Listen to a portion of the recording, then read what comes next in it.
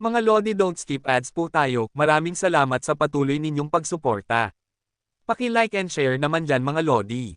At sa mga gustong mag-donate sa ating GCash or regular na load, mag-comment lang po tayo. Para patuloy tayong makapag-upload ng mga bagong kabanata. Marami pong salamat. Subaybayan natin ang kwento ng isang kabataang nangarap para sa kanyang mga mahal sa buhay. Mula sa pinakamahina tungo sa pinakamalakas. Alamin natin ang kwento ng kanyang buhay. Kabanata 2451 hanggang Kabanata 2460. Kabanata 2451. Kinukuha ang 1GA Robux Cube, ginamit niya ito ayon sa mga tagubili na ibinigay sa kanya ni Fang Qingyu. Nakipag-ugnayan siya sa stepfather ni Fang Qingyu at inilipat ang video sa kanya. Matandang tagapagkilala ng kayamanan, ang signal ni Ji Qingyu ay nawala. Ano ang gagawin natin? Ang video na meron tayo ay malapit ng maubos, at ang bawat istasyon ay naghihintay ng higit pa. Kung wala ng laman, wala tayong kikita. Mauubos ang pera natin, at magbabayad tayo ng multa dahil sa paglabag sa kontrata. Ang malamig na pawis ay tumutulo sa noo ni Kevin. Parang langgam na inilalagay sa kumukulong tubig, tiningnan niya ang matandang tagapagkilala ng kayamanan. Ang planong ito ay lihim. Hindi nila maihahayag ang nilalaman.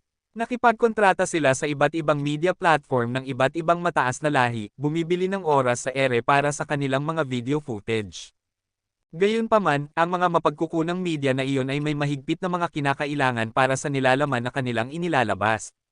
Kung hindi mailabas ng grupong libo-libong kayamanan ang nilalaman sa tamang oras, mawawalan sila ng pera.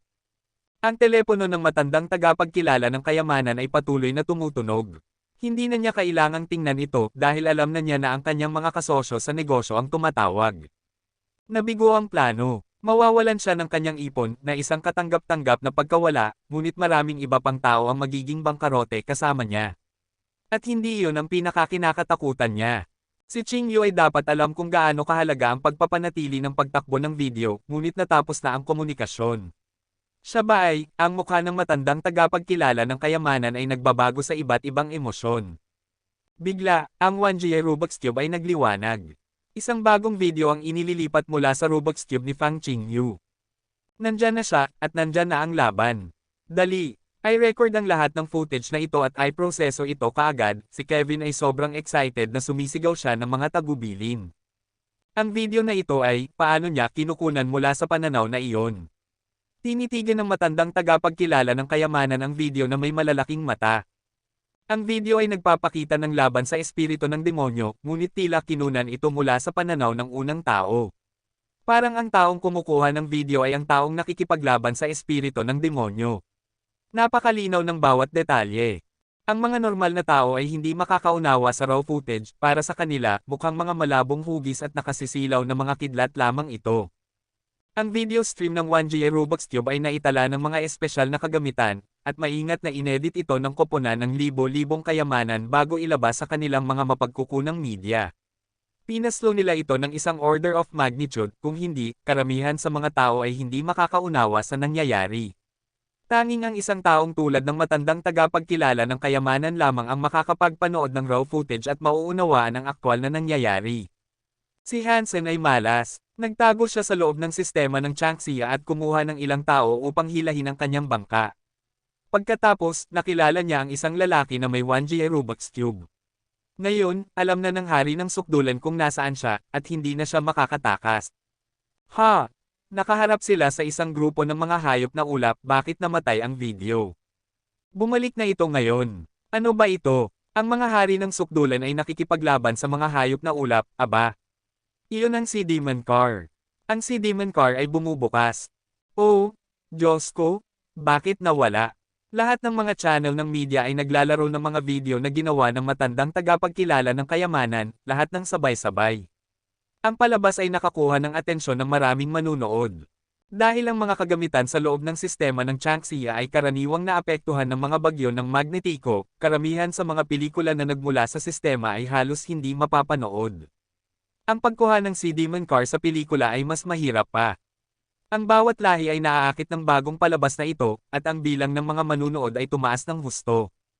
Maraming iba't ibang lahi ang naninirahan sa Geno Universe, at karamihan sa mga lahi ay may hindi bababa sa 1 bilyong miyembro. Ang ilan sa mga mas malalaking lahi ay may 10-10 bilyon. Ang bilang ng mga manunood ay umabot sa isang nakakatakot na bilang sa isang napakaikling panahon. Ngunit sa sandaling mabuksan ang si Demon Cart, ang video ay nagdilim. Lahat ng mga manunood ay nagalit sa panunukso, at nagustuhan nilang basagin ang kanilang mga panunood.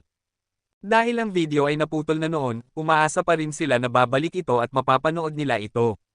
Ngunit pagkatapos, ang ilang mga salita ay lumitaw sa puting screen. Ang nilalamang ito ay maa-access na lamang sa isang bayad na channel. Mangyaring ipasok ang bayad na channel upang makita ang mga sikreto ng si Demon Car at ang kapalaran ng mga hari ng sukdulan. Ito ay inililipat ng live mula sa isang malaking labanan sa sistema ng Changxia. At ang programang ito ay dinala sa inyo ng Hammer, gamitin ang mga kayamanang xenogeneic ng Hammer upang mamuhay ng maayos. Putang ina ng Hammer, ang mga uhaw sa pera ng mga hayop. Lahat ng tao sa Geno Universe ay nagalit sa panunukso na bumili ng bayad na channel, ngunit gayunpaman, marami sa mga maharlika ang tumanggap nito. Nagbayad sila upang panoorin ang video at agad na lumipat sa bagong channel.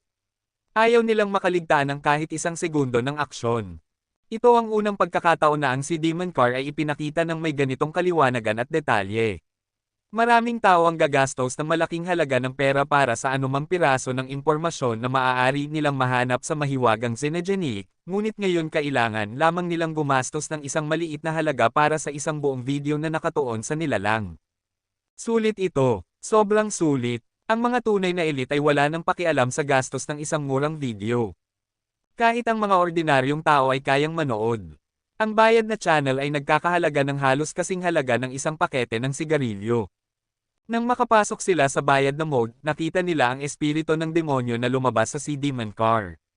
Pagkatapos ay binaril ng nilalang ang itim na barkong salagubang at direktang sinalakay si Baochin.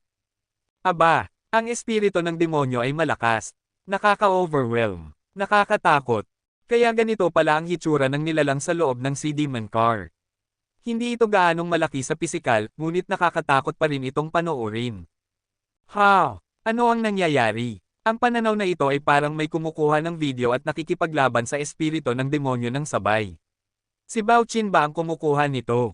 Si Baochin ito. Sino pa ang makakakuha ng video mula sa ganitong pananaw? Ang mga hari ng sukdulan ba ay nasa isang uri ng krisis sa ekonomiya? Siya ay isang Diyos na elite ng mga hari ng sukdulan at kailangan niyang kumita ng pera sa pamamagitan ng streaming.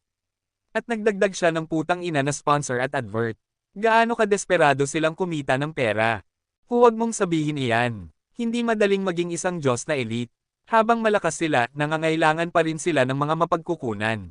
Ang mga usapan tungkol sa video ay nag-alab sa Anman, at karamihan sa mga tao ay tila nagrereklamo sa pag-uugali ni Baochin. Ang mga hari ng sukdulan mismo ay medyo nagulat at hindi rin nila sigurado kung ano ang nangyayari. Hindi nila alam kung bakit i-stream ni Baochin ang video na ito ng isang labanan at hahayaan ang media ng lahat ng iba't ibang lahi na ipalabas ito. Ang isang laban sa pananaw ng unang tao ay napakasaya para sa mga manunood. Kumulo ang kanilang dugo habang nanonood sila. Ito ay isang laban ng mga Diyos na hindi karaniwang pinapayagan ng mga manunood. Kung malapit sila sa laban na ito sa totoong buhay, tatakbo sila palayo. Wala silang lakas ng loob na manatili at manood ng dalawang Diyos na nakikipaglaban. At kahit na sapat ang kanilang tapang para manatili at manood, hindi nila makikita ang marami. Ang mga video na ito ay na-edit ng mga profesional na nagpapahintulot sa mga ordinaryong tao na maunawaan ang nangyayari. Pinapayagan din nito ang mga ito na makita kung gaano kalakas ang mga Diyos. Pinapanood ni Hansen ang laban sa pamamagitan ng mga mata ni Baochin. At para sa kanya, mas nakakabaliw pa ito. Ang espiritu ng demonyo ay parang alikabok sa hangin. Ang katawan nito ay napakagaan, at kahit ang mga mata at bilis ni Baochin ay halos hindi masundan ang xenogeneic. Paulit-ulit na sumuntok si Baochin, ngunit tinamaan lamang niya ang mga lugar kung saan naroon lang ang espiritu ng demonyo. Kung hindi dahil sa alpes sa kamay ni Baochin, namatay na sana siya sa suntok ng espiritu ng demonyo. Buti na lang para sa kanya, ang kanyang alpa ay nakapagpahina sa bilis at kapangyarihan ng espiritu ng demonyo. Kabanata 2452. Ang mahahabang daliri ni Baochin ay tumutugtog sa alpes sa kanyang mga kamay, at ang mga note na kanyang tinutugtog ay parang mga alon ng mga cade ng substansya. Kumalat ito sa mga ulap, at ang dagat ng mga asol na ulap ay gumalaw at nag-vibrate kasabay ng ritmo ng musika ng alpa. Hindi lamang ang mga ulap ang tumutugon sa musika. Ang bawat substansya, kabilang ang mga hanay ng baluti, armas, at mga kayamanang senegeneic, ay nagsimulang umikot at magbaluktot sa ilalim ng mahika ng awit ng alpha. Naging malambot ang mga ito na parang nilutong pansit na sumasayaw kasabay ng himig ng alpha. Ang malalaking katawan ng higanting mga dragon ng ulap ay nabaluktot ng musika, at sa bawat bagong, umiikot na nota, mas marami sa kanilang mga buto ang nabasag. Di nagtagal, ang mga dakilang dragon ay nabawasan na lamang sa mga walang buto na stick ng karne. Ang tanawin ay nagparamdam ng kilati sa anit ni Hansen. Hindi niya alam kung anong uri ng kapangyarihan ng sonic substance chain ang ginagamit ni Bao Qin, ngunit dinudurog nito ang bawat bagay na nasa paningin. Sobrang nakakatakot. Kahit na may ganoong kapangyarihan, si Bao Qin ay malayo sa pagkakaroon ng itaas na kamay. Ang itim na anyo ng espiritu ng demonyo ay patuloy na kumikislap sa pagitan ng mga puwersang sonic. Hindi nakita ni Hansen kung anong uri ng area ang ginamit nito, ngunit ang mga kapangyarihan ng nilalang ay tila pinoprotektahan ito laban sa kapangyarihan ni Bao Qin na nagbabago ng anyo. Gayunpaman, ang mga pag-atake ni Bao Qin ay unti-unting binabawasan ang bilis at kapangyarihan ng espiritu ng demonyo. Ang mga mata ng espiritu ng demonyo ay parang mga mata ng multo, at hindi sila kumukurap na nakatingin kay Bao Qin. Maraming beses na nagtagpo ang mga tingin ni na Bao Qin at ng espiritu ng demonyo, ngunit hindi naglakas loob si Hansen na gamitin ang kanyang bagong Beast Soul upang tumalon sa mga mata ng espiritu ng demonyo. Hindi alam ni Hansen kung gaano kalakas ang kapangyarihan ng Blood Eye Evil God, at hindi niya alam kung anong uri ng mga kapangyarihan ang nakakapigil dito. Ang espiritu ng demonyo ay nagpakita ng nakakatakot na mga kakayahan sa ngayon, kaya sumuko si Hansen sa ideya na pumasok sa mga mata nito. Habang nagpapatuloy ang laban, mabilis na napagtanto ni Hansen ang isang nakakadismaya, si Bao Qin ay hindi kapantay ng espiritu ng demonyo. Unti-unti siyang kinukulong ng halimaw. Maraming pagtatangka si Bao Qin na makatakas, ngunit kahit anong gawin niya, hindi niya maalis ang espiritu ng demonyo. Ang sitwasyon ay lalong nagiging mapanganib para sa hari ng sukdulan. Umaasa si Hansen na sina Bao Qin at ang espiritu ng demonyo ay magkakasugat ng pantay upang makapasok si Hansen at tapusin silang dalawa. Ngunit naging maliwanag na mayroong napakalaking agwat ng kapangyarihan sa pagitan ng dalawang mandirigma, si Bao Qin ay walang pag-asa na masaktan man lang ang espiritu ng demonyo. Kung papatayin si Bao Qin, ang proteksyon na inaalok ng kanyang mga mata kay Hansen ay masisira. Kailangan ng tumakas ni Hansen. Kapag nangyari iyon, malamang na siya ang tututukan ng espiritu ng demonyo.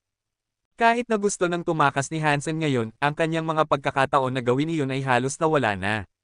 Lahat ng mga xenogeneic na hayop ng ulap ay namatay na o tumakas. Si Bao Qin ay hindi na makakatingin sa mga mata ng ibang nilalang sa lalong madaling panahon, kaya hindi makatakas si Hansen gamit ang kanyang Blood Eye Evil God Beast Soul. Ang Beast Soul na iyon ay maaari lamang makipag-ugnayan sa mga mata ng iba.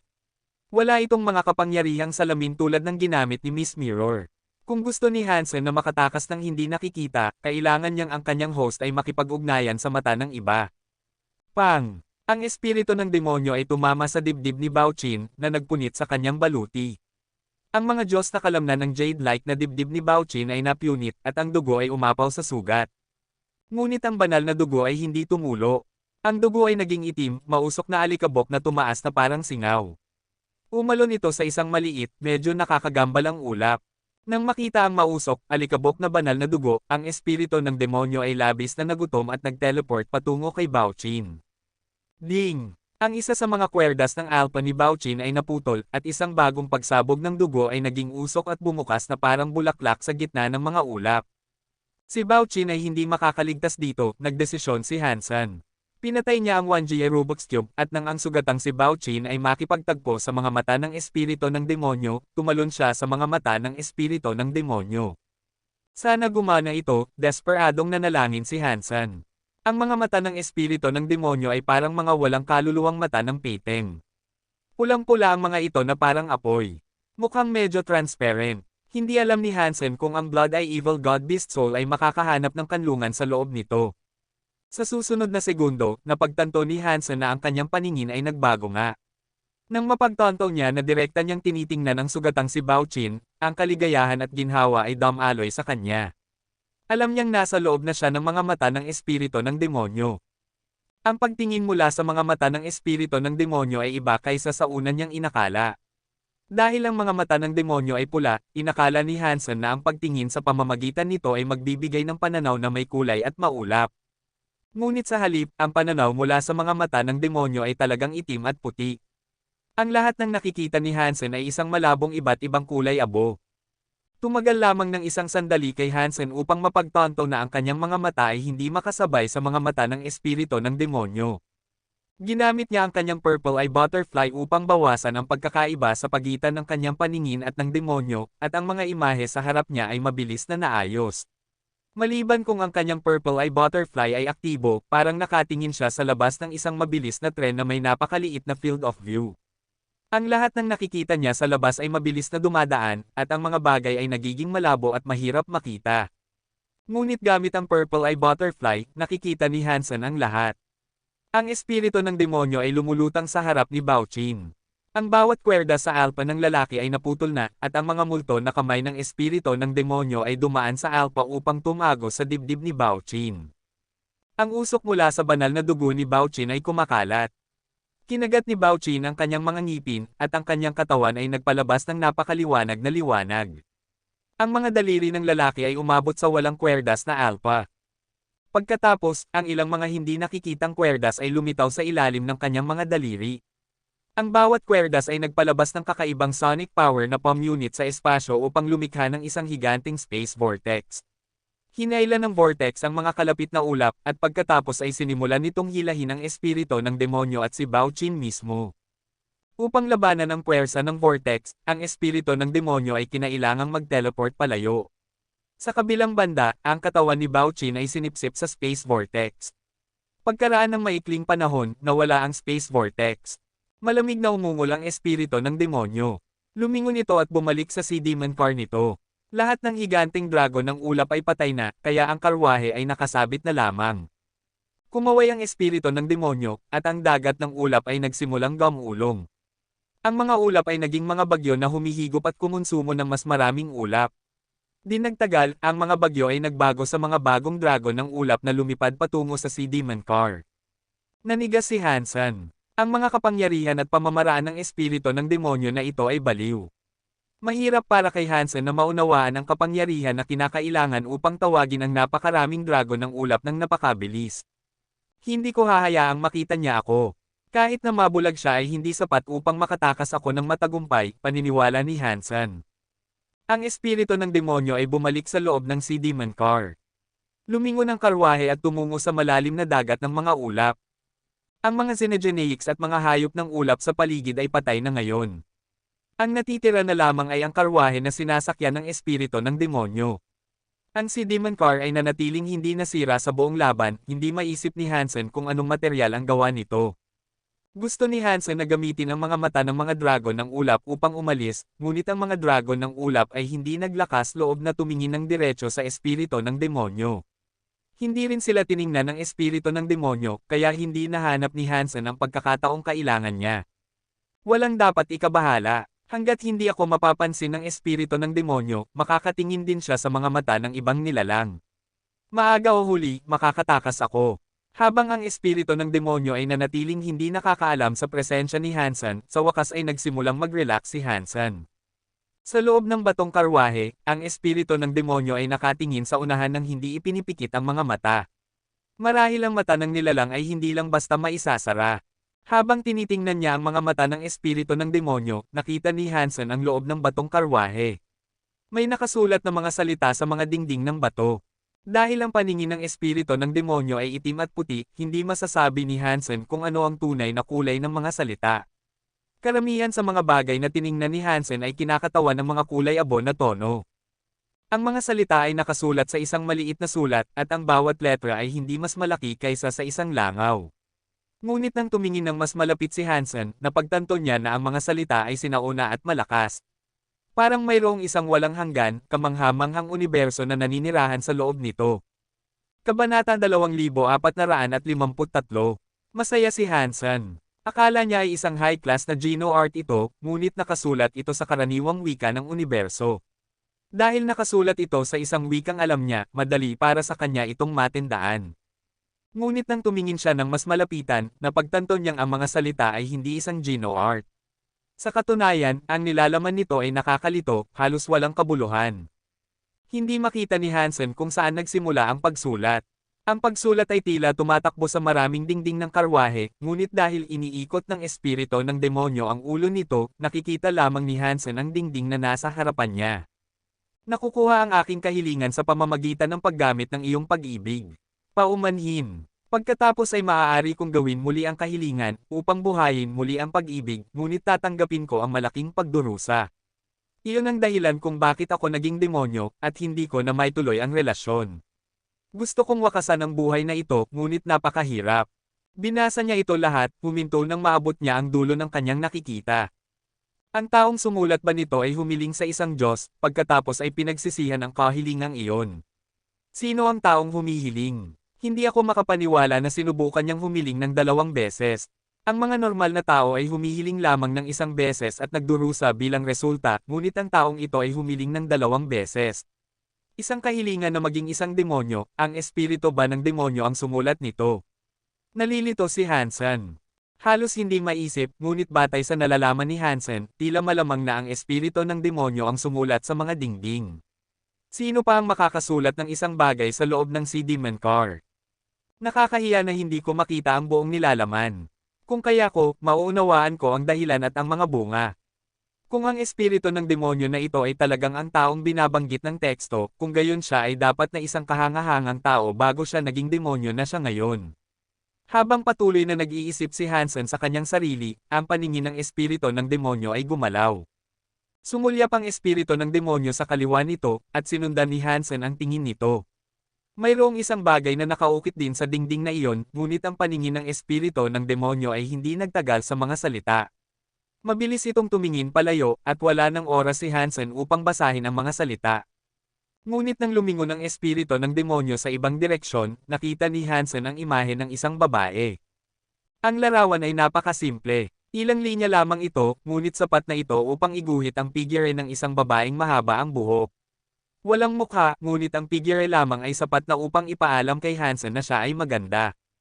Tiningnan ng espiritu ng demonyo ang imahe ng babae na nakaukit sa bato. Dahan-dahan itong nag-abot at hinawakan ang bato, ngunit ang mga kamay nito ay parang alikabok. Nang hawakan nito ang bato, ang mga daliri nito ay kumalat na parang usok. Patuloy na inabot ng espiritu ng demonyo ang imahe ng babae, ngunit sa tuwing hinahawakan nito, nawawala ang kamay nito sa isang ulap ng alikabok. At nang ilayo nito ang mga kamay mula sa batong tablet, ang mga kamay nitong nagkalat na alikabok ay muling nagsama-sama. Sa ilang kadahilanan, nakaramdam si Hansen ng isang buhol sa kanyang lalamunan. Ang eksena ay mas nakagalaw sa kanya kaysa sa inaasahan niya. Maraming beses na inabot ang espiritu ng demonyo, na walang kabuluhan na sinusubukang eyebrush ang mga daliri nito sa larawan, ngunit sa huli ay sumuko ito. Sa halip, tinitigan lamang nito ang larawan ng babae sa dingding ng bato. Nangangapa itong nakatingin dito. Nakita ni Hansen na may ilang maliliit na salita sa tabi ng larawan ng isang babae. Nang mag-focus siya, nabasa niya ang nakasulat. Hindi ako tatanda sa loob ng 300 milyong taon, ngunit kahit na gayon, hindi ko na muling mahahawakan ang iyong mukha. Habang binabasa ni Hansen ang linyang iyon ng mga salita, ang nakakasulasok na pakiramdam ay lumalim at lumalim sa kanyang tiyan. Hindi siya mahilig sa mga trahedya. Ngunit ang pagtingin lamang sa mga salitang iyon ay nagpapahintulot sa kanya na maunawaan kung anong uri ng trahedya ang kanyang tinitingnan. Inikat ng espiritu ng demonyo ang ulo nito sa gilid upang matitigan lamang ang larawan ng babae. Hindi ito gumalaw, at ang oras ay dumaan ng hindi napapansin.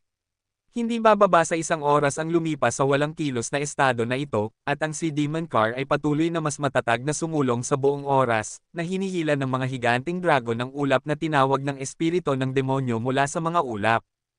Kahit na gusto ng makatakas ni Hansen, wala siyang paraan ngayon. Wala siyang magawa kundi maghintay. Mabuti na lang, ipinadala ko ang maliit na pulang ibon kay Bauer. Kung ang maliit na pulang ibon ay nakulong dito kasama ko, si Bauer ay mapanganib, naisip ni Hansen sa kanyang sarili. Hindi alam ni Hansen kung kailan muling lalabas ang espiritu ng demonyo sa Demon Car.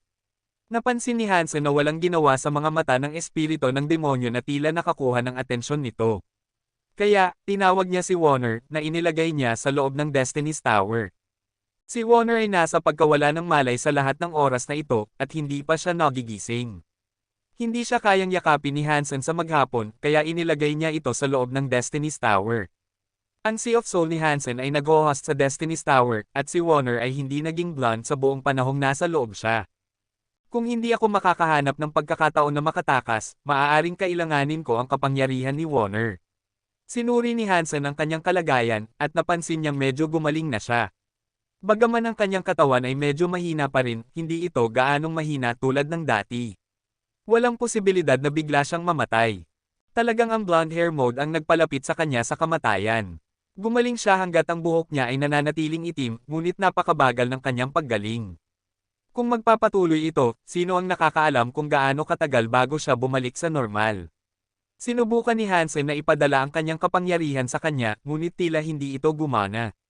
Maaari niyang ilagay ang kanyang kapangyarihan sa katawan ni Warner, ngunit hindi sinipsip ng kanyang katawan ang enerhiya. Parang pagbuhos ng tubig sa isang tasa na puno ng butas. Kahit gaano karaming kapangyarihan ang ilagay niya, tumutulo lamang ito. Wala siyang magawa, kaya ibinalik niya si Warner sa loob ng Destiny's Tower. Ginamit niya ang 1G Rubik's Cube upang makipag-ugnayan sa matandang tagapagkilala ng kayamanan. Nang huminto ang pagpapadala ng video sa huling pagkakataon, hindi ito gaanong nakaapekto sa matandang tagapagkilala ng kayamanan. Kinita na nila ang perang kailangan nila. Ang kanilang mga kita ay maaaring hindi na maximized, ngunit ang kanilang mga kita ay malaki pa rin. Maraming nilalang ang gustong magpatuloy ang video, ngunit wala ng footage ang matandang tagapagkilala ng kayamanan, kaya ipinahinto na nila ang stream. Nang makipag-ugnayan muli si Hansen sa matandang tagapagkilala ng kayamanan, ang matandang tagapagkilala ng kayamanan ay nag-iisa sa kanyang silid. Nang makita ng matandang lalaki na hindi si Fang Qingyu ang nakikipag-ugnayan sa kanya sa pamamagitan ng 1G Rubik's Cube, sumimangot siya at nagtanong, nasaan si Qingyu? Huwag kang mag-alala, matandang tagapagkilala ng kayamanan. Si Qingyu ay maayos, ngunit nahiwalay ako sa kanya. May paraan ba para makipag-ugnayan ako sa kanya at sa iba pa? Ito ang dahilan kung bakit nakikipag-ugnayan si Hansen sa matandang tagapagkilala ng kayamanan. Ang 1G Rubik's Cube ay isang mahalagang pag-aari ng libo-libong kayamanan. Ang mga matatandang miyembro lamang ang pinapayagang magkaroon nito. Ang 1G Rubik's Cube ni Qingyu ay akin, at isa lang ang meron siya. Kung mayroon kang 1G Rubik's Cube, walang paraan para makipag-ugnayan sa kanila habang nananatili sila sa sistema ng Changxia. Tumigil ang matandang tagapagkilala ng kayamanan at nagtanong, alam mo ba kung nasaan sila? Maaari akong magpadala ng mga tao sa sistema ng Changxia upang kunin sila. Wala nang sinabi si Hansen. Kung kasama niya si Fang Qingyu, ibibigay niya ang kanilang lokasyon sa matandang tagapagkilala ng kayamanan. Ngunit sina Bauer at ang iba pa ay kasama niya, at hindi pinagkakatiwalaan ni Hansen ang lalaking ito sa kanilang kaligtasan. Matalino ang matandang tagapagkilala ng kayamanan. Alam niya kung ano ang ikinababahala ni Hansen. Pagkatapos ng isang sandali ng pag-iisip, sinabi niya, sa totoo lang, kahit na lumabas tayo para hanapin sila, duda ako na magagawa natin. Ang mga elit ng hari ng sukdulan at marami pang iba ay gustong mahuli ka at dalhin ka pabalik sa hari ng sukdulan. Dapat nasa sistema ng Changxia na sila. Masyado ng huli para sa isang tradisyonal na search and rescue party. Kung gusto mong maligtas ang iyong mga kaibigan at si Qingyu, may isa pang paraan. Kabanata 2454. Sinasabi mo bang dapat kong gamitin ang 1G Rubik's Cube para ibunyag ang aking lokasyon? Agad na naunawaan ni Hansen ang ibig sabihin ng matandang tagapagkilala ng kayamanan. Tumango ang matandang tagapagkilala ng kayamanan at sinabi, oo. Ang mga hari ng sukdulan ay naghahanap sa iyo, hindi sa iyong mga kasama. Kung patuloy mong ipaalam sa kanila kung nasaan ka, wala silang dahilan upang magsagawa ng pangkalahatang paghahanap na maaaring magdulot ng panganib kina Qingyu at sa iba pa. Iisipin ko, pinatay ni Hansen ang 1G Rubik's Cube. Ano ang silbi ng paggamit ng Rubik's Cube ngayon? Nasa loob siya ng mga mata ng espiritu ng demonyo. Kung magsisimula siyang mag-stream ng video, makikita lamang ng mga tao ang loob ng batong karwahe. Hindi iyon magiging kapaki-pakinabang para kanino man. Kailangan ni Hansen na maghintay ng sandali kung kailan ang isang video stream ay magsasabi sa mga hari ng sukdulan kung nasaan siya. Doon lamang ito magiging sulit na buksan muli ang Rubik's Cube. Sana ay may balak ang espiritu ng demonyo na umalis sa si Demon Car sa lalong madaling panahon. Kung magdedesisyon siyang manatili rito sa loob ng ilang daang taon, masama iyon, malungkot na naisip ni Hansen. Sa kabutihang palad, ang mga pag-aalala ni Hansen ay hindi sumire sa kanyang sitwasyon. Sa kabila ng oras na ginugol niya sa pag-iisip ng pinakamasamang sitwasyon, hindi ito nangyari. Pagkatapos ng isa pang kalahating araw ng paglalakbay, ang si Demon Car ay huminto. Sa wakas ay inilayo ng espiritu ng demonyo ang mga mata nito sa dingding ng karwahe. Binuksan ng nilalang ang pinto at lumabas. Sa wakas ay lumabas na siya. Napuno ng kaligayahan si Hansen, ngunit nang makita niya ang nasa labas ng karwahe, nanigas siya. Bago siya pumasok sa sistema ng Changxia, gumawa si Hansen ng maraming pananaliksik tungkol sa lugar. Nalaman niya na ang sistema ay puno ng mga ulap at hamog, ngunit walang mga planeta ang kilala na umiiral sa loob nito. Ngunit nang lumabas ang espiritu ng demonyo sa karwahe, nakakita si Hansen ng isang higanting isla na nakasabit sa mga ulap. Ang mga ulap na nakapalibot sa kanila ay purong puti na ngayon, hindi tulad ng mga asul na ulap na nakita ni Hansen noon. Ang mga malambot na puting ulap na ito ay parang nabibilang sa isang ordinaryong langit. Bumagsak ang espiritu ng demonyo sa damuhan ng isla. Ang sariwang berdeng damo ay naging alikabok sa sandaling hawakan ito ng espiritu ng demonyo. Ang alikabok ay tumaas at sumayaw sa paligid ng mga paan ng espiritu ng demonyo, parang abon na tumataas mula sa isang nababagabag na libingan. Nang makipaglaban, ang espiritu ng demonyo ay gumagalaw ng napakabilis na parang nagte-teleport. Sa lugar na ito, gayunpaman, naglakad ito ng dahan-dahan tulad ng isang normal na tao, patungo sa isang bundok sa gitna ng isla. Ang maliit na bundok ay hindi mataas, marahil ay umaabot lamang sa 400 metro sa tuktok nito. Maaaring tumalon si Hansen sa ganoong maliit na bundok sa isang pagtalon lamang. Marahil ay magagawa rin iyon ng espiritu ng demonyo gamit lamang ang isang pag-iisip. Ngunit sa halip, naglalakad ang espiritu ng demonyo sa bundok, hakbang-hakbang. Maingat itong gumalaw, halos may pamamaraan.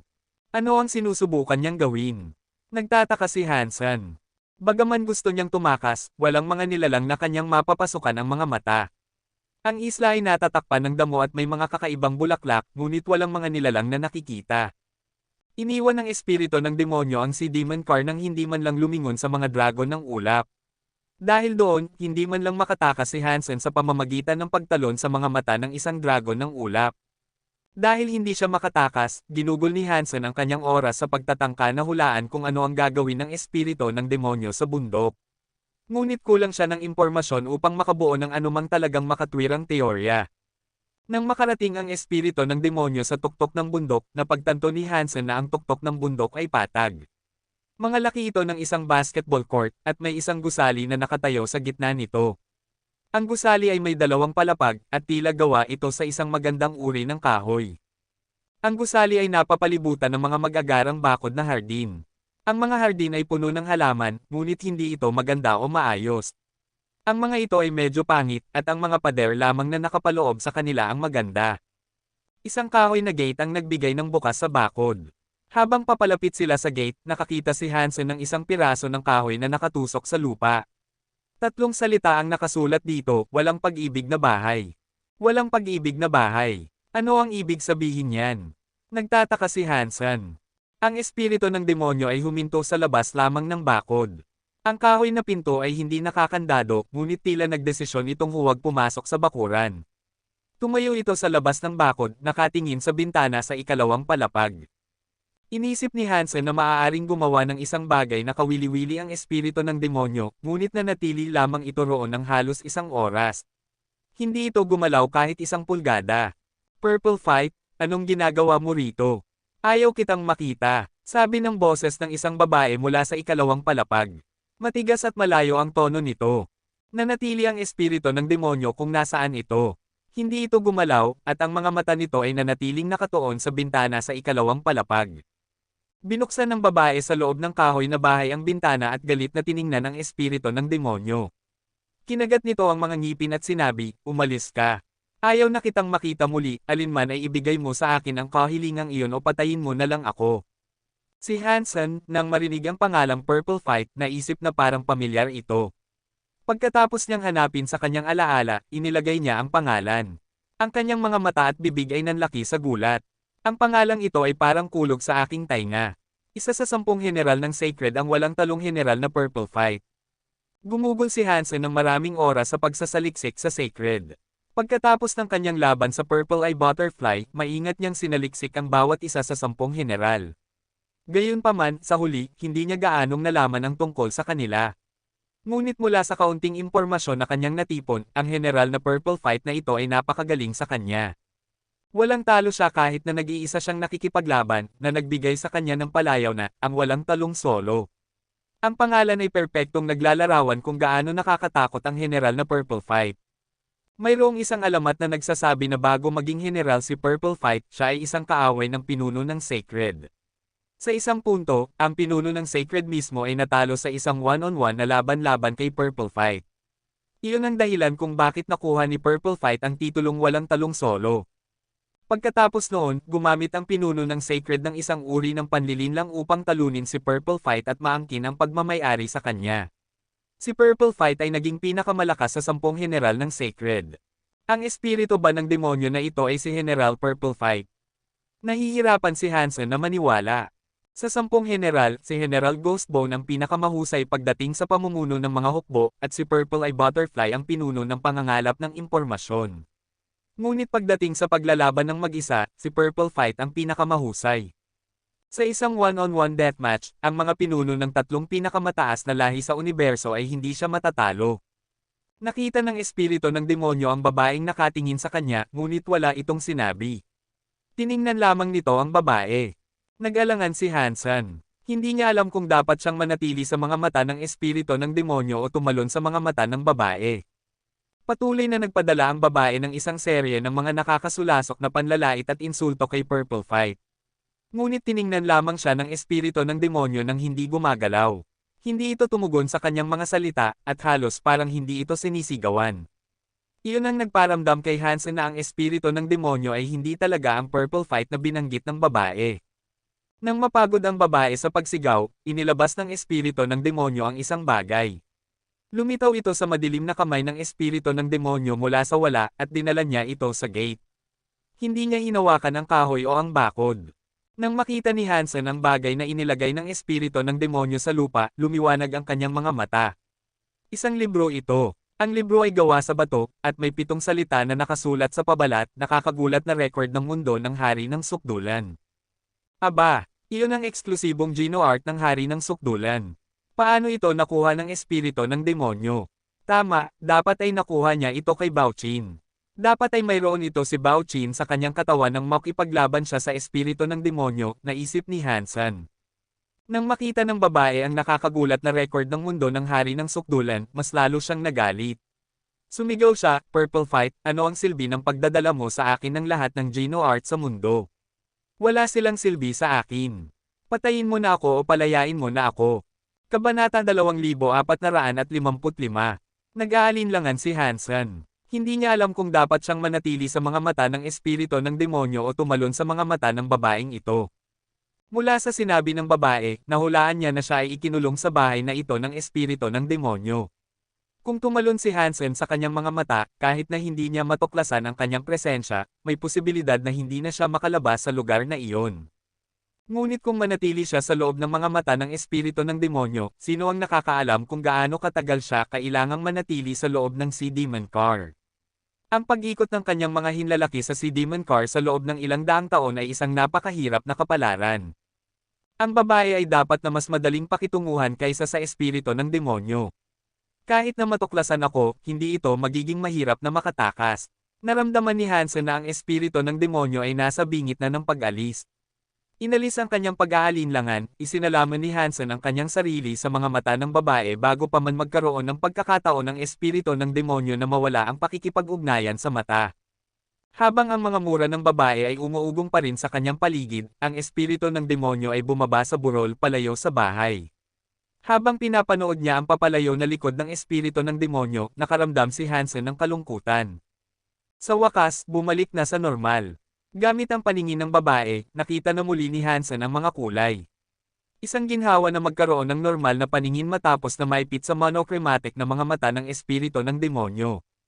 Nang makita ng babae na sa wakas ay umalis na ang espiritu ng demonyo, tumigil na siya sa pagmumura. Pagkatapos, tumalikod siya mula sa bintana. Sumulyap ang babae sa paligid, at habang ginagawa niya iyon, sinundan ni Hansen ang kanyang tingin. Ang loob ng bahay ay puno ng mga istant ng libro, at ang mga istant ng libro ay puno ng mga libro.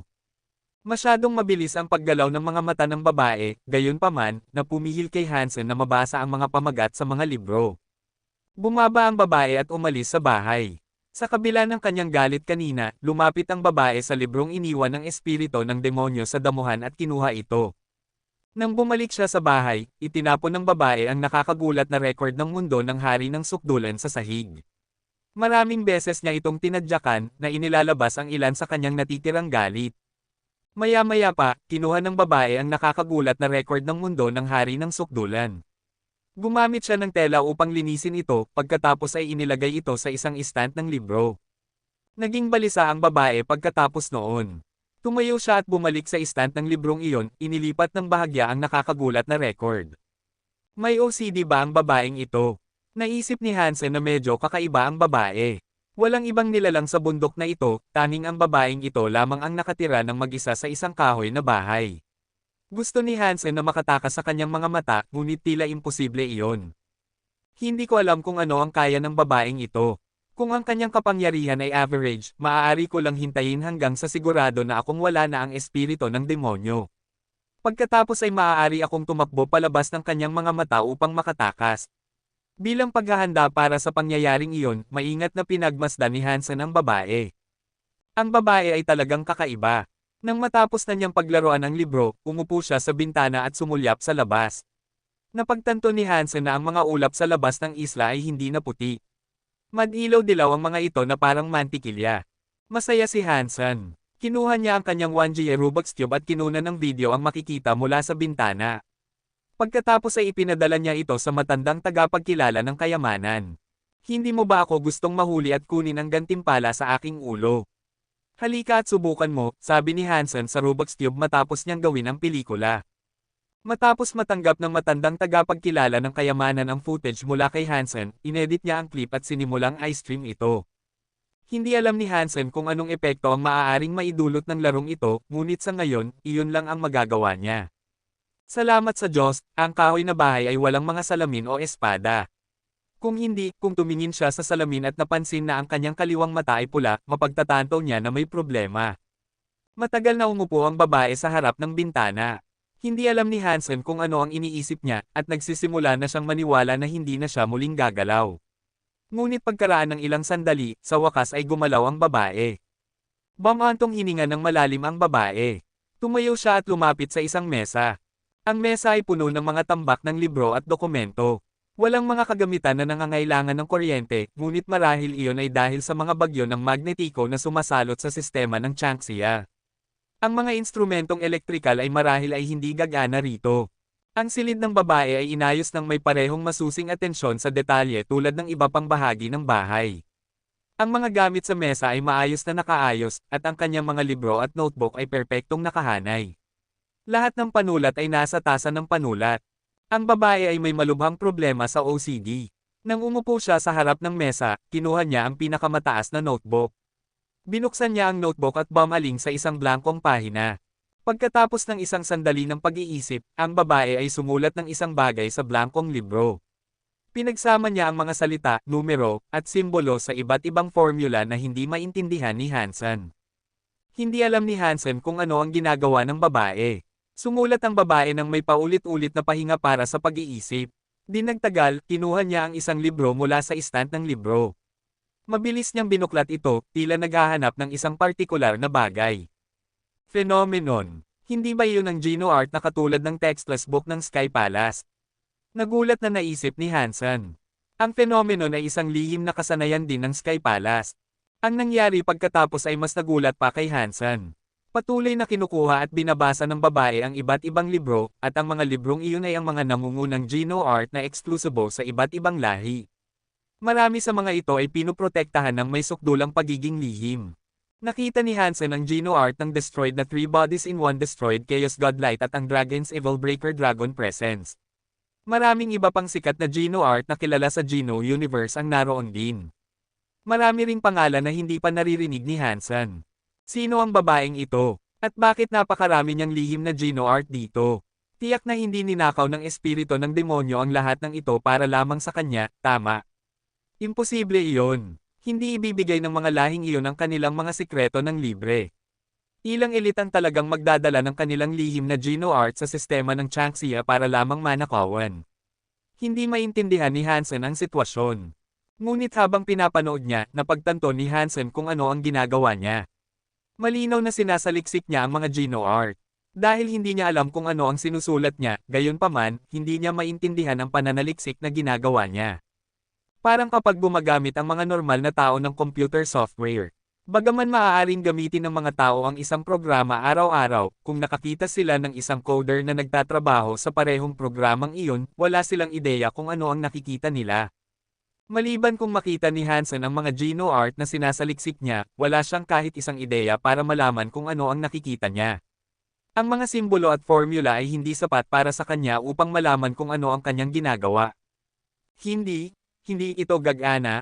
Kung pananatilihin ko itong kumpleto, walang nilalang ang makakamit ang kinakailangang fitness level.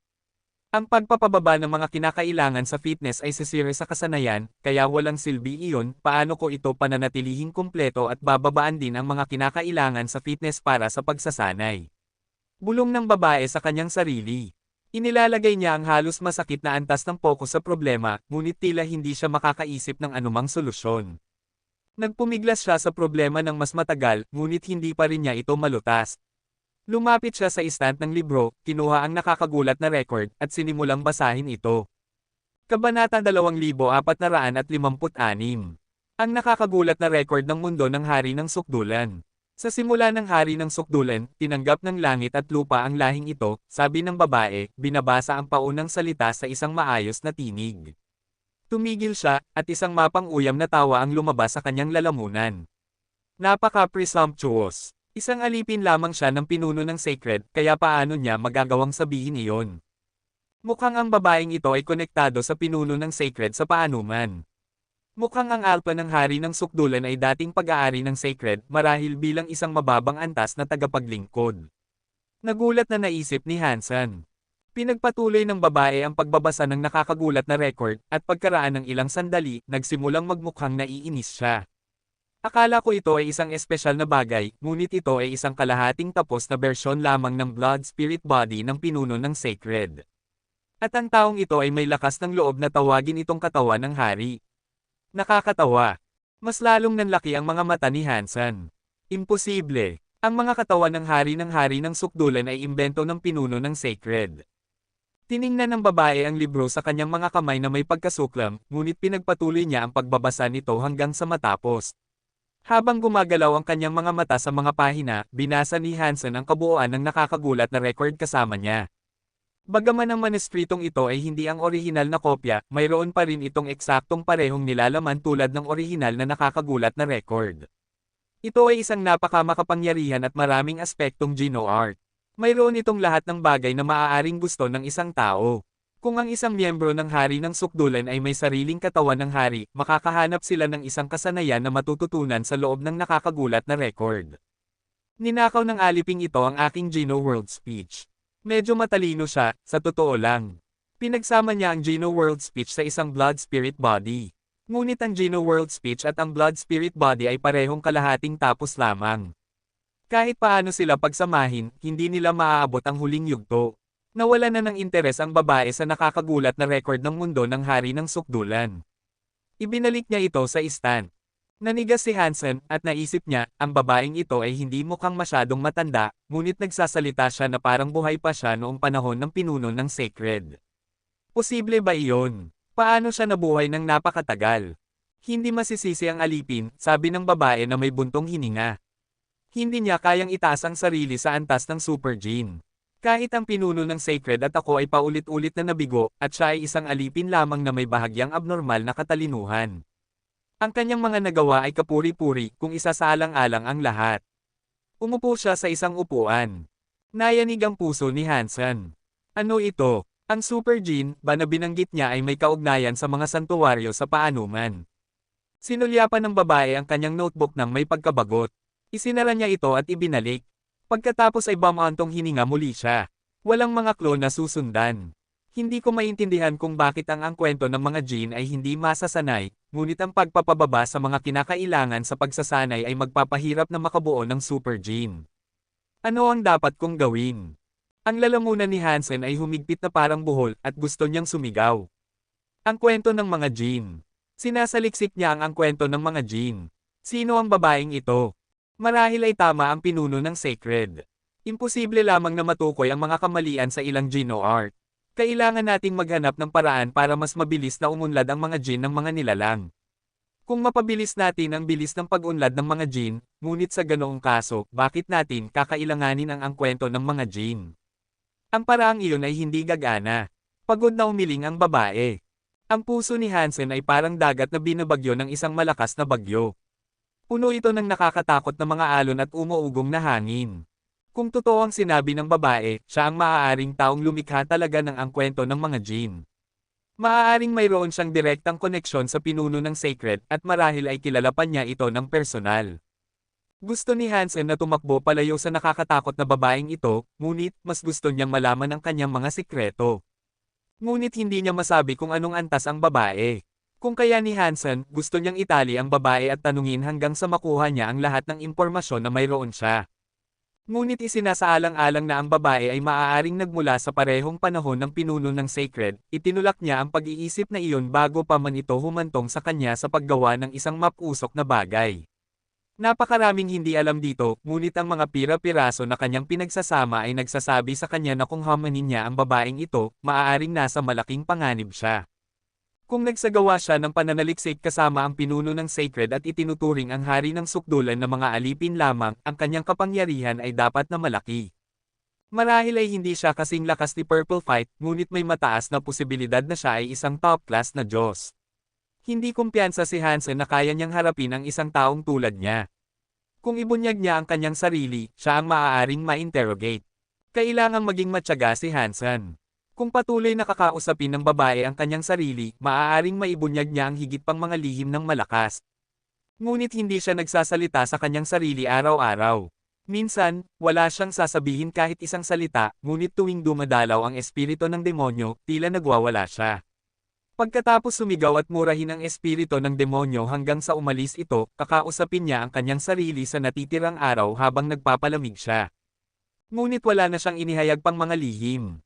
Ginugol ng babae ang karamihan sa kanyang oras sa pagsasaliksik sa ang kwento ng mga Jin.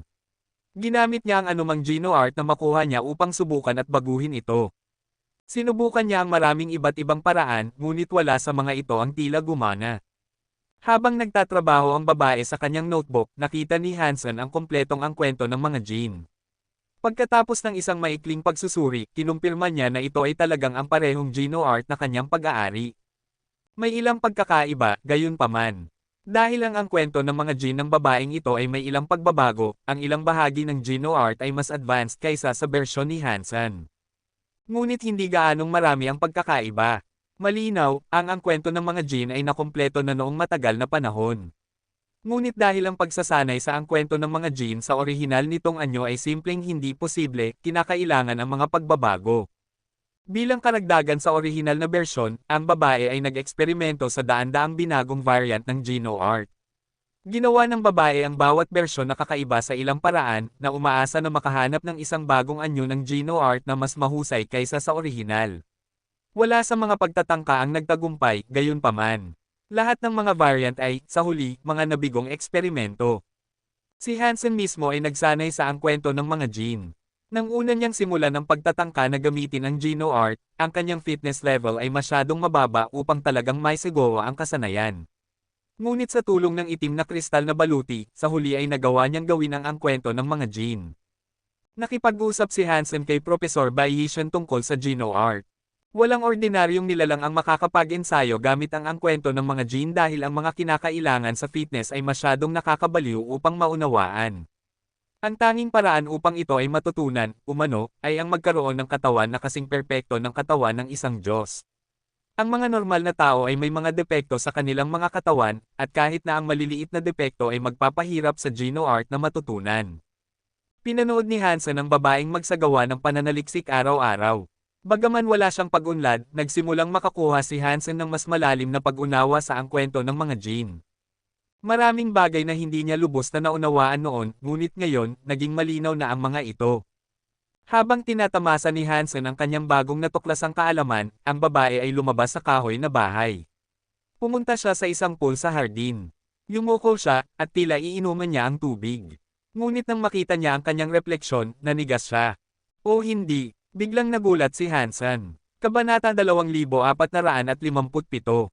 Tiningnan ng babae ang kanyang refleksyon sa pool. Biglang tumalim ang kanyang tingin. Nakikita niya ako. Alam ni Hansen na ito ay napakasama, ngunit naisip na niya ang pangyayaring ito. Kung ang nilalang na tinitirahan ni Hansen ay malapit sa isang reflektibong ibabaw, alam ni Hansen na ang kanyang presensya ay mabubuking sa huli. Kaya, hindi siya nagpanik. Nang makita ng babae ang kakaibang anyo ng kanyang mata, hindi rin siya nagpanik.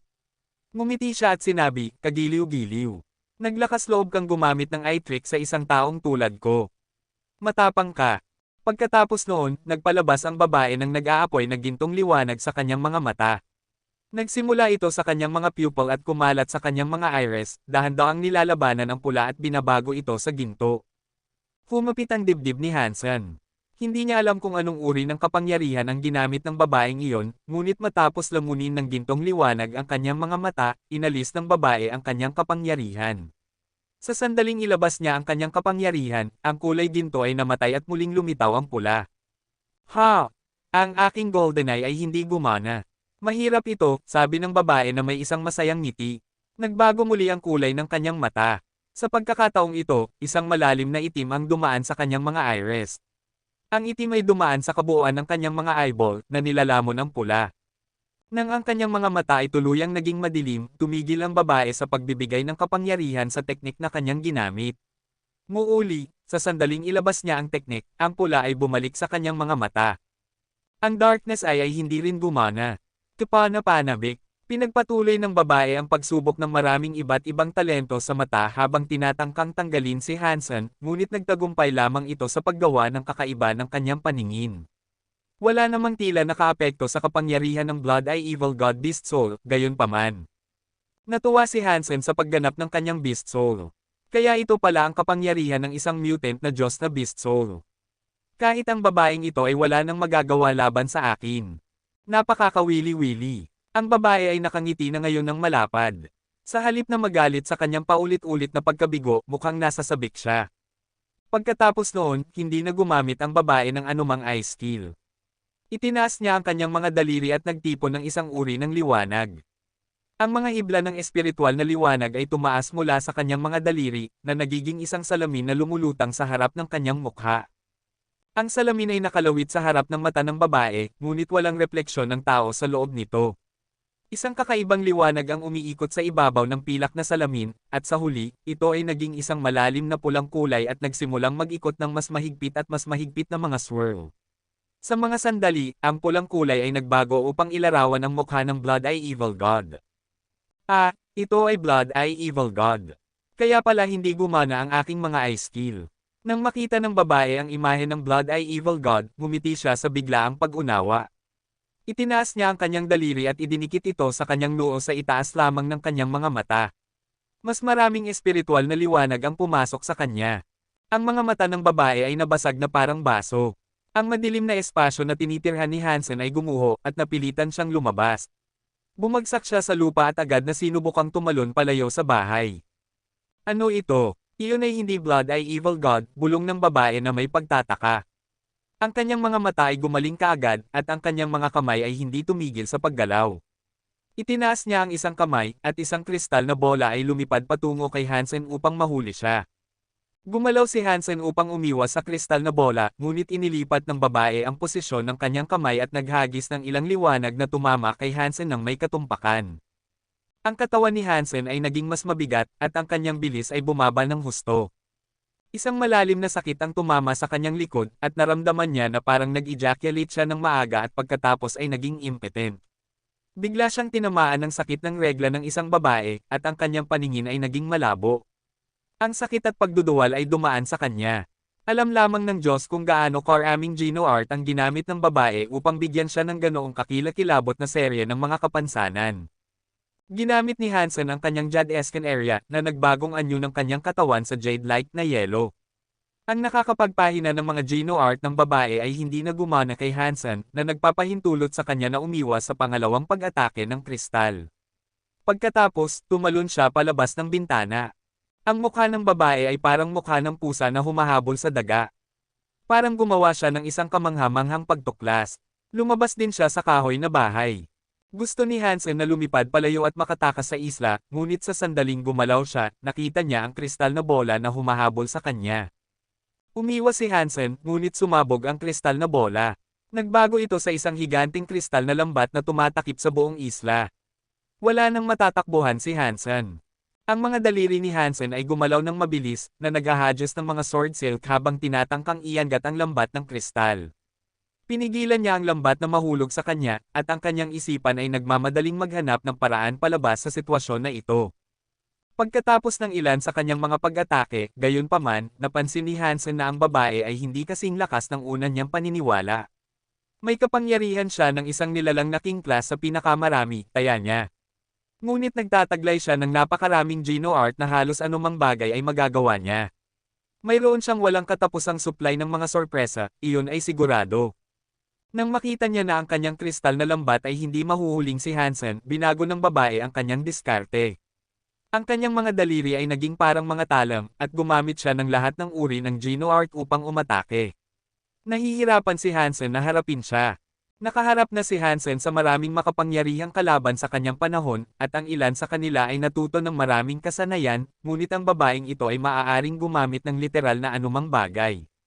Maaari niyang pagsamahin ang isang dosenang kasanayan sa isang pag-atake lamang. Hindi pa niya nakikita ang ganoon dati. Ang kanyang pag-atake ay maaaring magsimula bilang mga kapangyarihan ng apoy, ngunit kapag malapit na ito kay Hansen, maaaring magbago ito sa mga kapangyarihan ng ginto o tubig. Ang isang pag-atake ay maaaring sumugod sa kanya, ngunit pagkatapos ay maging kasing lambot ng isang halik kapag ito ay tumama. Ang kanyang mga daliri, palad, kutsilyo, at espada ay hindi nagbigay kay Hansen ng sandali upang huminga. Hindi ito isang laban. Parang nagsasagawa ang babae ng isang artistic performance ng maraming trick. Nakipaglaban si Hansen upang ipagtanggol ang kanyang sarili, ngunit hindi siya mananalo. At dahil sa kristal na lambat na nakalagay sa isla, alam ni Hansen na hindi siya makatatakas. Nagulat din ang babae, gayunpaman. Ang mga pag-atake ni Hansen ay pamilyar sa kanya sa ilang paraan, ngunit medyo naiiba rin ito kaysa sa inaasahan niya. Ang Textless Book ng Sky Palace ay hindi ganap na pareho, ngunit ito ay, at ang Breaking Power ay hindi pareho, kapanapanabik, nabighani ang babae sa mga kasanayan ni Hansen. Ang babae ay marunong ng napakaraming Geno art. Gumamit si Hansen ng mga kasanayan na sa tingin niya ay sasamantalahin ang mga kahinaan ng babae. Ngunit palagi siyang gumagamit ng isa pang hindi inaasahang Geno art upang makatakas sa bawat krisis, at nahuli si Hansen na nakikipaglaban para sa kanyang buhay. Paumanhin. Hindi ko sinasadyang saktan ka. Napunta lang ako rito dahil sa pagkakataon.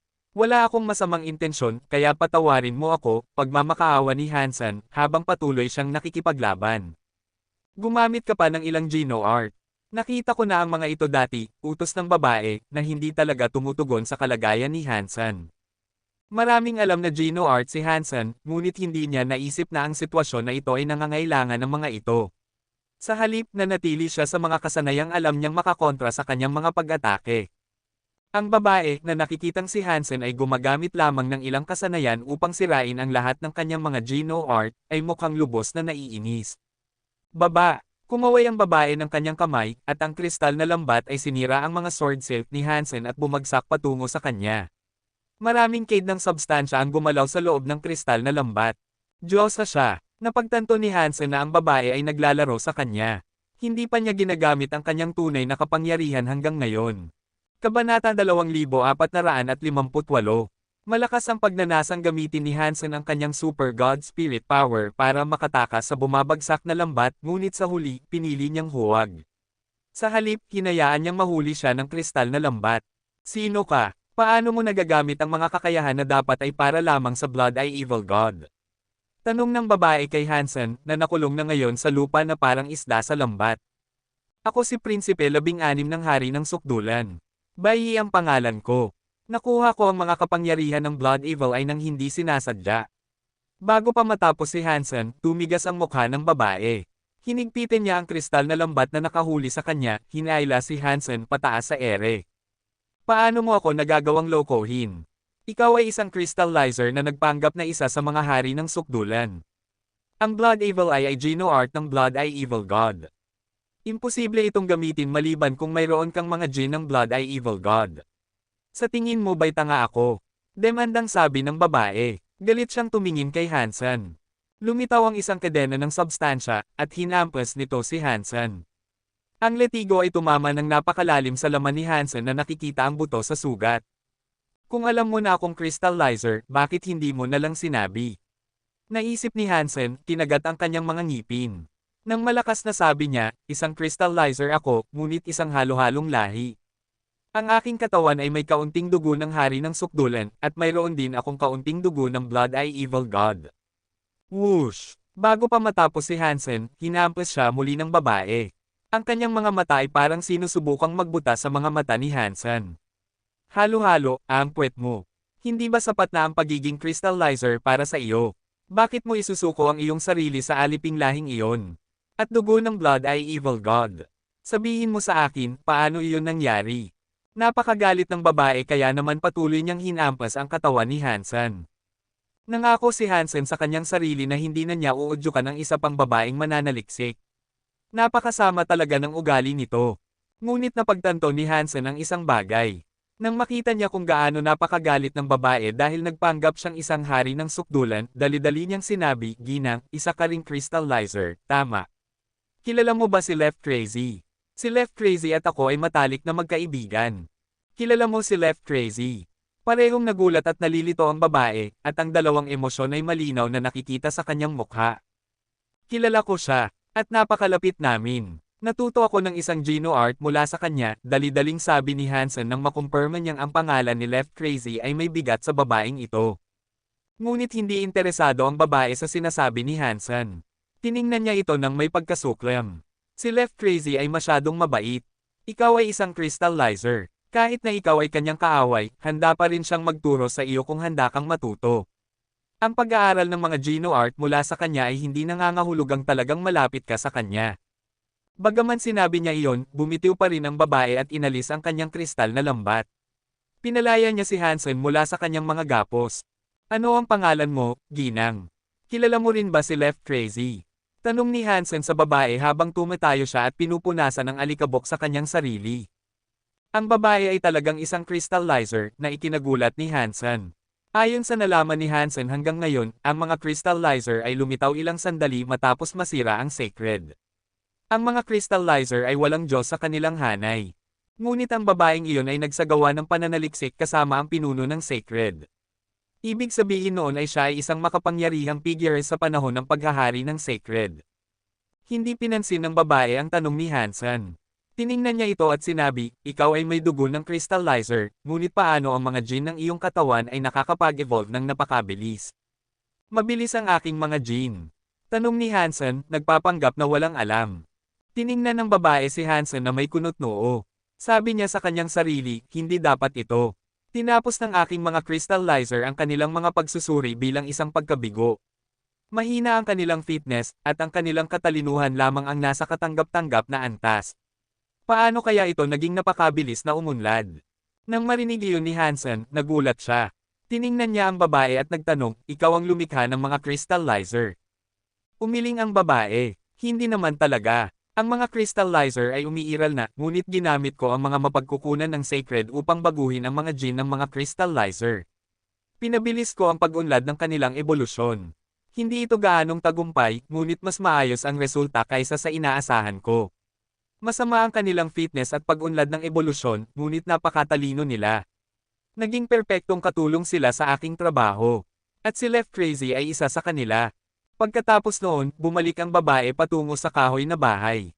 Dahil tumigil na ang babae sa pagbabante kay Hansen, ayaw na niyang umalis. Gusto niyang matuto ng maraming sikreto hanggat maaari nang diretso mula sa bibig ng babaeng ito. Batay sa kwento ng babae, malinaw na siya ay dating isang prestihiyosong tao sa sacred. Siya ay dapat na ang pinuno ng isang departamento ng pananaliksik o isang bagay na tulad nyon. Marami siyang dapat na alam. Ibig sabihin ay ikaw ang lumikha ng ang kwento ng mga gene. Tanong ni Hansen habang umaabot siya sa pinto. Kalahati nito. Ang pinuno ng Sacred at ako ay magkasamang gumawa ng ang kwento ng mga Jin, ngunit nabigo ito. Tiningnan ng babae si Hansen at nagpatuloy sa pagsasabi, ipinakita sa iyo ni Left Crazy ang kwento ng mga Jin. Tumango si Hansen. Ngunit hindi niya sinabi sa kanya na sinanay niya ang kwento ng mga Jin. Kung malaman niya na pinag-aralan niya ang kwento ng mga Jin, nag-aalala siya na maaaring magdesisyon siyang kailangan siyang suriin at pag-aralan ang mga piraso. Tumigil ka dyan, mahigpit na sabi ng babae habang papasok na sana si Hansen sa bahay. Tumayo ka sa labas. Huwag mong madumihan ang aking bahay, patuloy ng babae, nagpadala ng isang malamig na tingin kay Hansen. Alam ni Hansen na wala namang masamang intensyon ang babae. Siya ay isang napakamaayos na babae na may malubhang kaso ng OCD. Hindi niya alintana ang pagiging bastos nito. Tumayo siya sa labas ng pinto at sinabi, ano ang ginawa mo noong panahon ng iyong pananaliksik sa ang kwento ng mga Jin kasama ang pinuno ng Sacred?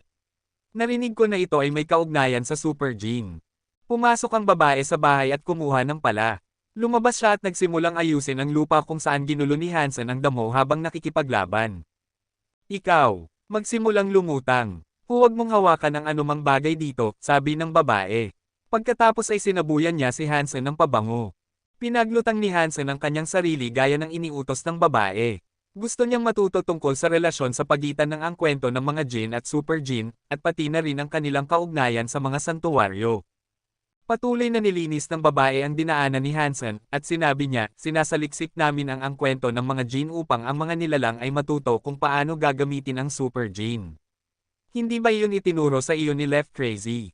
Hindi. Sinabi niya lang sa akin na ang mga kinakailangan ng ang kwento ng mga Jin ay hindi pa natutupad, at dahil doon, may mga limitasyon sa kanyang may sisiyasat. Patuloy na sinubukan ni Hansen na mapagsabihan siya ng higit pa. Hindi talaga alintana ng babae ang pagbubunyag, kaya nagpatuloy siya sa pagsasabi, hindi ako makapaniwala na sinasaliksik pa rin ni Left Crazy ang kwento ng mga Jin.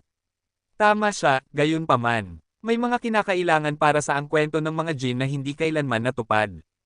Kahit ngayon, ito ay isang nabigong proyekto sa pananaliksik. Ano ang Super Jin? Saan ginagamit ang Super Jin?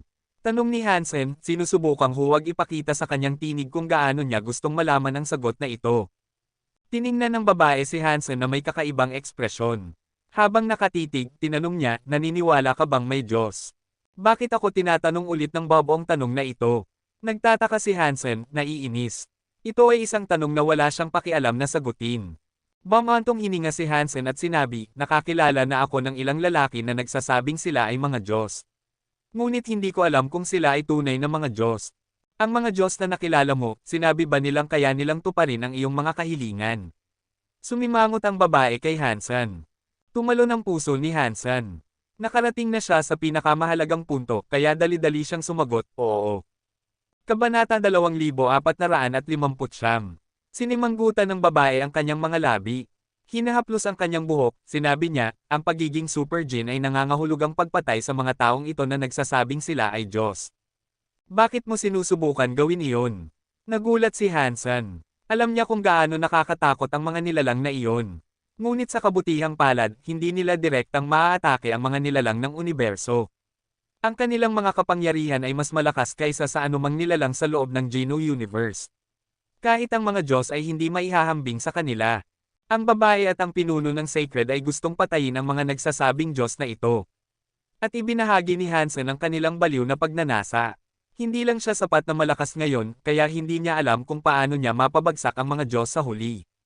Dahil dito, wala pang plano si Hansen na pumatay ng Diyos sa ngayon. Nang nasa loob siya ng Destiny's Tower ng Hari ng Sukdulan, nakita lamang niya ang estatwa ng isang Diyos.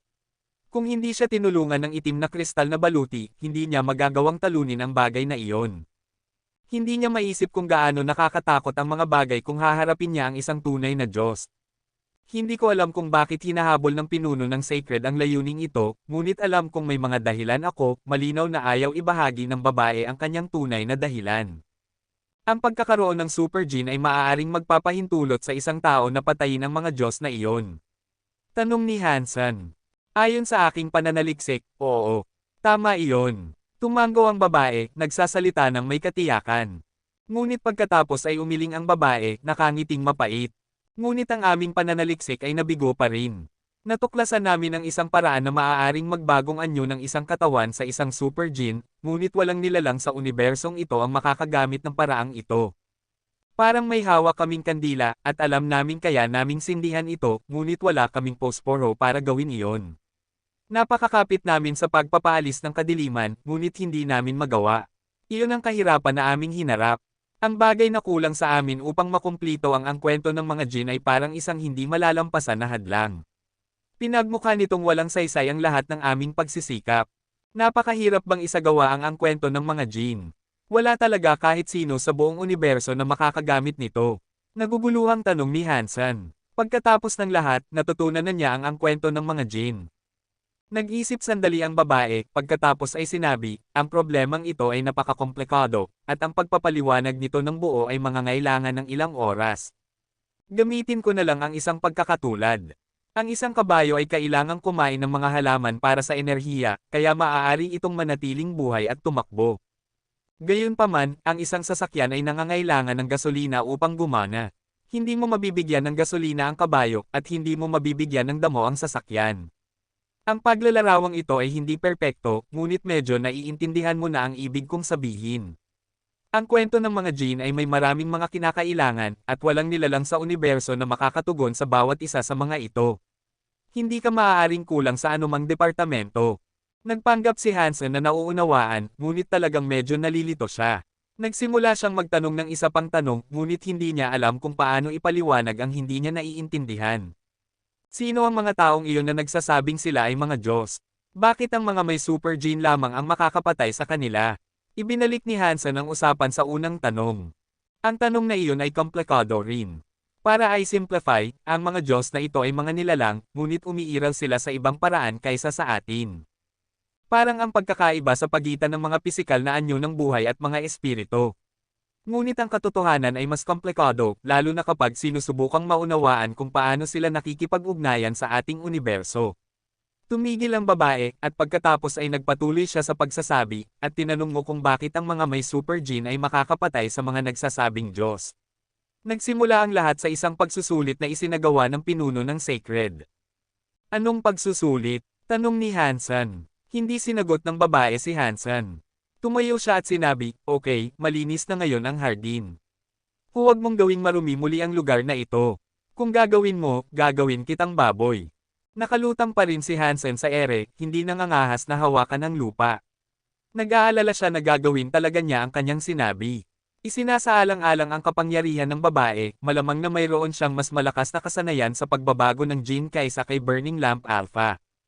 Hindi mo pa rin sinasabi sa akin kung anong uri ng pagsusulit ang isinagawa ng pinuno ng Sacred, sabi ni Hansen sa babae habang nakalutang siya sa ere. Lumingon ang babae at tiningnan si Hansen. Bakit ko kailangang sabihin sa iyo? Hindi alam ni Hansen kung paano sisigot. Wala siyang koneksyon sa kanya, at wala siyang utang sa kanya. Wala talagang dahilan para sabihin niya sa kanya. Pang! Habang nag-iisip si Hansen ng sagot, bumalik ang babae sa bahay at sinipa ang pinto. Dapat ko bang sabihin sa babaeng ito na sinanay ko na ang kwento ng mga jin? Kung sasabihin ko sa kanya, maaaring matuto ako ng higit pang mga lihim mula sa kanya. Ngunit maaari rin niya akong mahuli at gamitin ako bilang isang uri ng lab rat. Masama iyon. Naisip ni Hansen na ito ay isang malaking dilema, at nahihirapan siyang magdesisyon kung ano ang gagawin. Sinabi ng babae na hindi pinapayagan si Hansen na hawakan ang kanyang mga gamit. Ayaw ni Hansen na maistorbo ang kanyang kalinisan at OCD, kaya lumipad siya sa ibabaw ng bakod at bumagsak sa lupa sa labas. Umupo siya roon, nakatingin sa mga dilaw na ulap. Kinuha niya ang 1G Robux Cube at nagpadala ng video sa matandang tagapagkilala ng kayamanan. Nang i-play ng matandang tagapagkilala ng kayamanan ang huling video ni Hansen, nakakuha ito ng atensyon ng lahat ng iba pang lahi. Ang mga magaan na dilaw na ulap ay naging focus ng maraming elite. Nang lumabas ang bagong video na ito, maraming grupo ang nakumpirma ang lokasyon ni Hansen batay sa mga pagbabago sa mga pattern ng ulap. Ngunit dahil ang espiritu ng demonyo ay malamang na malapit na, walang nang ahas na pumunta. Ngunit hindi gaanong nag-aalala ang hari ng sukdulan tungkol dito. Umatras si Bao Qin matapos siyang masaktan, ngunit dali-daling nagpadala ang hari ng sukdulan ng higit pang mga Diyos na elite upang maglibot sa sistema ng Changxia. Umupo si Hansen sa isla ng maraming oras, sinusubukang magdesisyon kung sasabihin niya sa babae na sinanay na niya ang kwento ng mga Jin. Bigla, umugong ang dagat ng mga ulap. Maraming higanting dragon ng ulap ang sumigaw mula sa belo, hinihila ang si Demon Car papunta sa isla. Ang espiritu ng demonyo ay nandito na. Nagulat si Hansen, at dali-dali siyang nagdesisyon na tumakbo. Hindi siya pinatay ng babae, ngunit hindi ibig sabihin na patatawarin siya ng espiritu ng demonyo. Pumasok ka, sabi ng babae. Tumingin siya pataas upang makita ang ulo nito na sumisilip sa isang bintana. Sumagot si Hansen sa pamamagitan ng pagtakbo sa hardin. Mga paa, sumimangot ang babae. Mabilis na tumalon si Hansen sa ere. Lumipad siya sa hardin, pagkatapos ay lumutang sa bahay, maingat na hindi mahawakan ang anumang bagay. Nakalutang siya sa gitna ng gusali, na malayo sa lahat ng mga laman ng bahay hanggat maaari. Huwag kang magsasalita, at huwag kang maingay, pinayuhan siya ng babae na may kunot noo. Tumanggaw si Hansen ngunit wala nang sinabi pa. Mabuting bata, ngumiti ang babae, nasiyahan sa pagganap ni Hansen. Tulad ng dalawang nakaraang pagkakataon na nakita ni Hansen, ang espiritu ng demonyo ay tumayo sa labas ng bakod at tumitig sa bintana. Hindi siya pinansin ng babae sa kalahati ng araw na nagiging mas masungit sa bawat segundo na lumipas. Sa huli, hindi niya mapigilan ang pagbukas ng bintana at pagsigaw sa kanya. Nang mapagod ang babae sa pagsigaw at tumahimik, umalis ang espiritu ng demonyo. Parang pumunta lang siya roon para sumigaw sa kanya ang babae. Ano man ang nangyayari sa pagitan nilang dalawa, malinaw na mayroon silang maraming kasaysayan. Interesado si Hansen sa relasyon sa pagitan ng babae at ng espiritu ng demonyo, ngunit alam niyang mas mabuting huwag munang tanungin ang babae. Nakita niya ang galit at pagkasuklam na nakaukit pa rin sa kanyang mukha. Gusto mo bang malaman kung sino iyon? Tanong ng babae. Lumingon siya, ang kanyang matinding mga mata ay tumama kay Hansen na parang mga pisikal na timbang. Hindi. Umiling si Hansen nang hindi nag-iisip. Nakaramdam siya ng takot nang tanungin siya nito, at alam niyang walang magandang mangyayari mula sa partikular na sagot na iyon. Nagulat ang babae, ngunit tumawa siya. Bahagyang pinaikit niya ang kanyang mga mata habang sinusuri si Hansen. Gusto mo bang malaman kung anong uri ng pagsusulit ang isinagawa ng pinuno ng Sacred? Kabanata 2460. Tiningnan ni Hansen ang babae, ang kanyang ekspresyon ay maingat na nakatago. Gusto niyang malaman, ngunit malinaw na may gusto ang babae kapalit. Kailangan niyang malaman kung ano ang gusto nito bago siya pumayag sa isang uri ng pakikitungo. Ngumiti sa kanya ang babae. Sasabihin ko sa iyo, ngunit kailangan mo munang tulungan ako sa isang bagay. Gawin mo iyon, at ipapaliwanag ko ang lahat. Napakasaya mo. Kung may bagay na hindi mo magagawa sa iyong sarili, paano ko iyon magagawa? Nag-aalin lang ang tanong ni Hansen. Ngumiti ang babae at sinabi, huwag kang mag-alala, ang gawain ay hindi mapanganib. Hindi lang ako makalabas sa islang ito, kaya kailangan ko ang iyong tulong para magawa ito. Nanatili si Hansen na tahimik, ngunit hindi niya naisip na ito ay isang simpleng gawain. Tumigil ang babae, pagkatapos ay tinuro ang isang partikular na direksyon. Kapag umalis ka na sa islang ito, patuloy na pumunta sa ganoong direksyon. Di nagtagal, makakakita ka ng isang liwanag. Dapat mong sundan ang liwanag na iyon. Pagkatapos, makakahanap ka ng isang isla na kapareho nito. Ngunit ang islang iyon ay walang kahoy na bahay. Dapat kang pumunta at putulin ang tuktok ng bundok na iyon, tulad nito. Iyan lang ang dapat mong gawin. May nilalang ba roon o isang bagay? Tanong ni Hansen. Umiling ang babae. Wala, ngunit dapat mong tandaan ang isang bagay, kapag nakita mo na ang liwanag, hindi ka maaaring magsalita. Hanggat hindi ka nagsasalita, dapat ay maayos ka. Kung magsasalita ka, kahit na isang salita lamang, mamamatay ka. Ano ang liwanag? Tanong ni Hansen. Hindi ko alam kung ano iyon, ngunit nasa iyo pa rin kung gusto mong pumunta o hindi. Hindi kita pipiliting pumunta kung ayaw mo, sabi ng babae. Pagkatapos, tumalikod siya kay Hansen at nagpatuloy sa kanyang pananaliksik. Maaari ko bang makita ang mga Gino art na iyon? Tinuro ni Hansen ang mga libro na nakahanay sa mga istan. Ang mga ito ang pinakamahusay na Gino art ng lahat ng lahi. Kahit na hindi ito isagawa ni Hansen, kapaki-pakinabang para sa kanya na matindaan ang lahat ng ito. Kung handa kang pumunta, maaari kang magbasa ng gusto mo. Okay, maaari ka nang umalis sa aking bahay, sabi ng babae, nang hindi inaangat ang kanyang ulo. Lumipad si Hansen palabas ng bintana, at bumagsak siya sa labas ng bakuran. Ang babae ay masyadong malinis, at mayroon siyang malubhang kaso ng OCD. Kung hindi siya nagtatrabaho para sa kanya, hindi siya papayag na hawakan niya ang kanyang mga gamit. Nagdesisyon si Hansen na pumunta sa lugar na inilarawan sa kanya ng babae. Wala namang pakinabang ang babae sa pagtatago ng anumang panganib sa gawain. Kung mamatay si Hansen sa kalagitnaan ng gawain, walang saysay ang pagpapadala sa kanya. Kahit na mapanganib ito, maaari ko lang isipin na ang panganib ay darating pagkatapos makumplito ang misyon. Alam ni Hansen na malamang na gusto siyang palayain ng babae mula sa kanyang bilangguan. Lumingon si Hansen at tumingin pabalik sa bintana. Handa akong pumunta, ngunit una, maaari mo bang sabihin sa akin kung anong uri ng pagsusulit ang isinagawa ng pinuno ng Sacred? Tanong ni Hansen.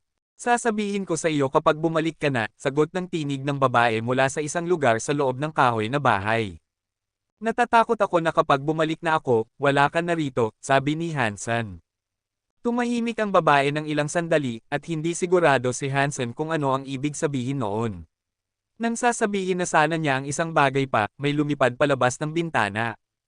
Nahuli ni Hansen ang bagay, at napansin niyang ito ay isang batong libro. Sinubukan niyang buksan ito, ngunit tila ito ay tinataka ng isang uri ng kapangyarihan. Lahat ng kailangan mong malaman ay nasa librong iyon. Kapag natapos mo na ang inutos ko sa iyo, ang mga kandado sa librong iyon ay aalisin. Ngayon, nasa iyo na naman ang pagdedesisyon kung gusto mong pumunta o hindi, sabi ng babae. Tiningnan ni Hansen ang batong libro. Hindi siya sigurado kung totoo ang sinasabi ng babae, ngunit wala na siyang ibang pagpipilian. Wala siyang magawa kundi paniwalaan siya. Kung hindi, hindi niya malalaman ang katotohanan. The Asterisk Man. Hawak pa rin ang batong libro, kinagat ni Hansen ang kanyang mga ngipin at nagtanong, sa mga alamat, ang Sacred ay may xenogeneic space na tinatawag na mga santuwaryo. Kilala mo ba ang lugar na iyon? Iyon ang lugar na sinaliksik ng pinuno ng Sacred ang mga immortal na espiritu. Hindi pa ako nakapunta roon, gayunpaman.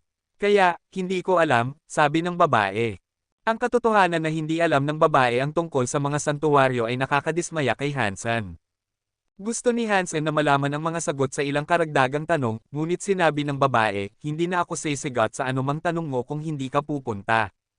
Kailangan mong sabihin sa akin kung ano ang hitsura ng liwanag, sabi ni Hansen. Malalaman mo ito kapag nakita mo na ito, malamig na sabi ng babae. Sumimangot si Hansen at pagkatapos ay lumipad sa direksyon na sinabi sa kanya ng babae na pupuntahan. Habang napapalibutan siya ng mga dilaw na ulap, may limitasyon kung gaano karami ang makikita ni Hansen. Kaya, ginamit niya ang kanyang junction area upang subukang makita ang mga kalapit na bagay at enerhiya.